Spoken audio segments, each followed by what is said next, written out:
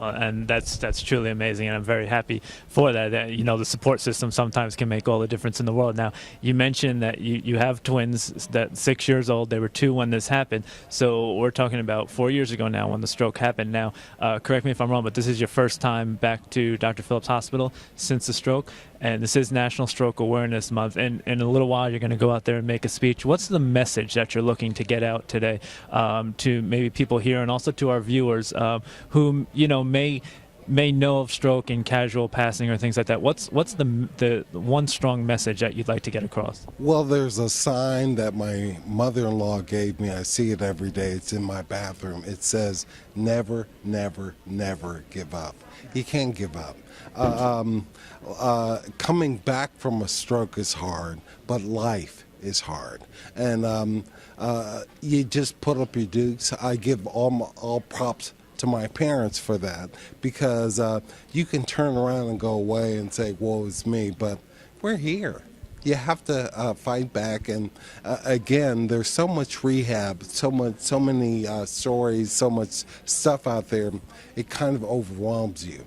If it does, don't do the rehab today, but get back to it tomorrow. But don't give up, and be healthy, and fight back. Now, and I think that's an excellent mantra, Mark. One thing that I want to say, I'm sitting here with you, and we're talking about the stroke and National Awareness Month for stroke. But for those of you who don't know, and I'm sure there may be some viewers out there who don't, but you are very accomplished in the media. Former newscaster, 15 years on the Early Show for CBS.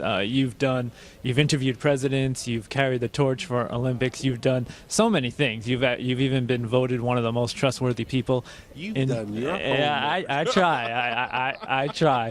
This is a guy, let me tell you, I didn't need to prep him for anything with this interview. If anything, I should be taking notes from him. But again, such a storied career. What are some of the highlights for you? I know it's always, when you talk to people in media, there's so many attributes, but for you, what are some of the special things in your career? Well, I covered 16 Oscars, the red carpet, Julia Roberts, Denzel. I was there the night that Halle Berry won her Oscar, talked to her. Covered the Country Music Awards. This ring was given to me by Garth Brooks. And so there were a lot. I was lucky because a national morning show, just about anyone comes through there, from Henry Kissinger to Garth Brooks to all kinds of people. President Bush Sr., I never, ever thought I would say, he's my friend. He's my friend. But he's the guy who signed into law this month, being Stroke Awareness Month.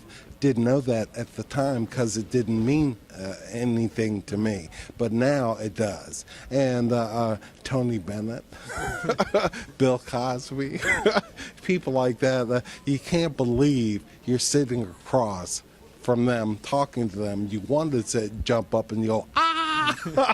And so you just sit there and be calm and be professional and all that, but you get to meet your heroes, and because of that, it makes it surreal but fun.